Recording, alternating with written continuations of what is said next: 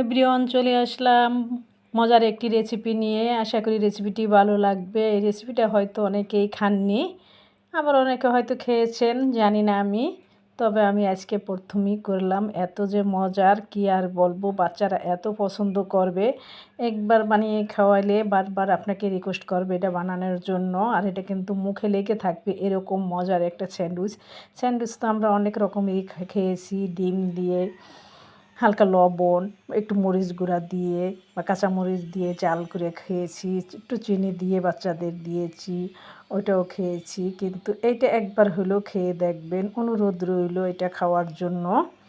আশা করি খুবই ভালো লাগবে আপনাদের, আর উপকারও আসবে। বাচ্চাদের টিফিনের জন্য আপনারা অনেক সহজে আরাম করে ওইটা দিতে পারবেন। তাহলে চলুন রেসিপিটি শুরু করা যাক। এটা আমি কি দিয়ে করেছি, এটা হলো ছানার স্যান্ডউইচ।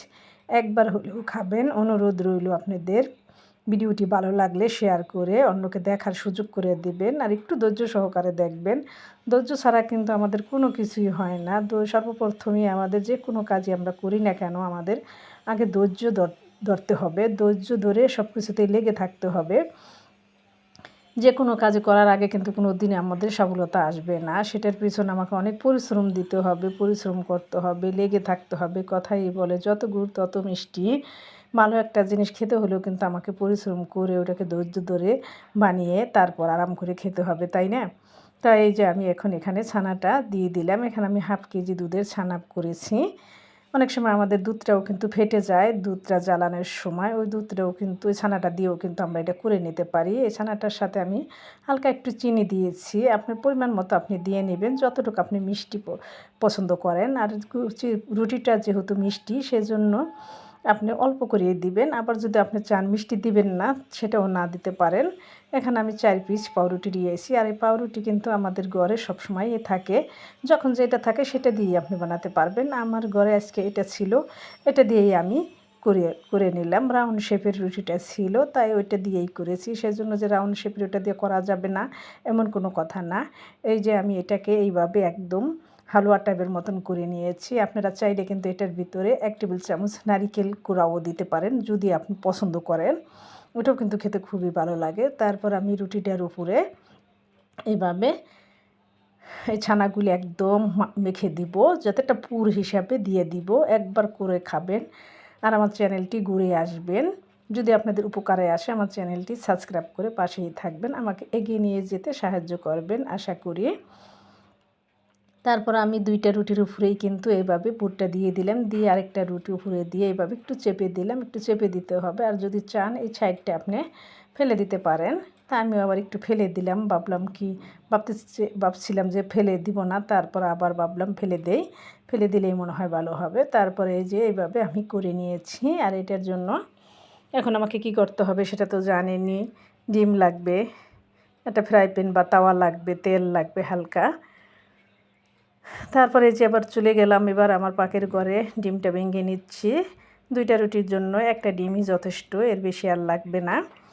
তারপর ডিমটা ভেঙে হালকা একটু চিনি দিয়ে দিচ্ছি, আর দিব সামান্য একটু লবণ। দিয়ে ডিমটাকে ভালো করে ফেটে নিতে হবে। ফেটে নিয়ে আমি ফ্রাই করে নেব। আপনারা সেটা অবশ্যই বুঝতে পারছেন বা জানেন স্যান্ডউইচ কীভাবে করি বা করতে হয়, সেটা সবাই আমরা জানি। আজকাল অনেক মানুষই অনেক কিছুই জানে। আগে যেমন কোনো কিছুই মানুষে খুব কম জানতো, এখন অনেক মানুষই অনেক কিছুই ইউটিউব চ্যানেল দেখে, কত চ্যানেল আছে, দেখে দেখে অনেক কিছু করতে পারেন। সবার জন্য দোয়া রইল। তারপর এভাবে ফেটে নিয়ে আমি রুটিটাকে আপনি একটু সাবধানে ধরবেন, যাতে পুরটা বের না হয়ে যায়।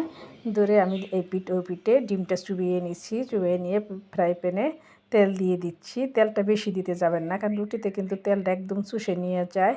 তো তেলটা একটু কমিয়ে দিতে চেষ্টা করবেন। একটু কমিয়ে দিলেও হবে, একটু বেশি দিলে ওটার ভিতরে একদম চুপচুপ হয়ে যায় তেলে। সেজন্য তেলটা একটু কমিয়ে দিবেন। আমি এখানে 1 টেবিল চামচের মতো তেল দিয়েছি। তারপর রুটিটা দিয়ে দিলাম। রুটিটা সাবধানে ছাড়বেন, অনেক সময় কি রুটিটা দেওয়ার সময় হাতে লেগে যায়, হাতে তেল ছিটে আসে।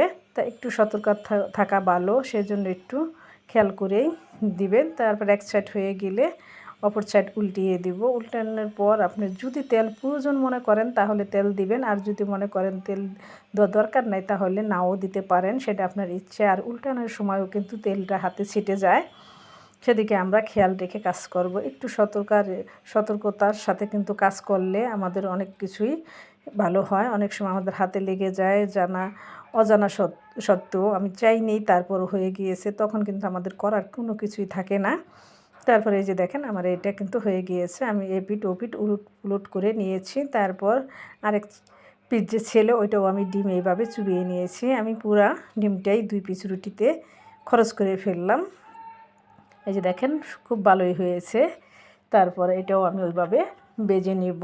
তো এটা কিন্তু খুবই একটি মজার নাস্তা হিসাবেও আপনি খেতে পারবেন বিকেলে।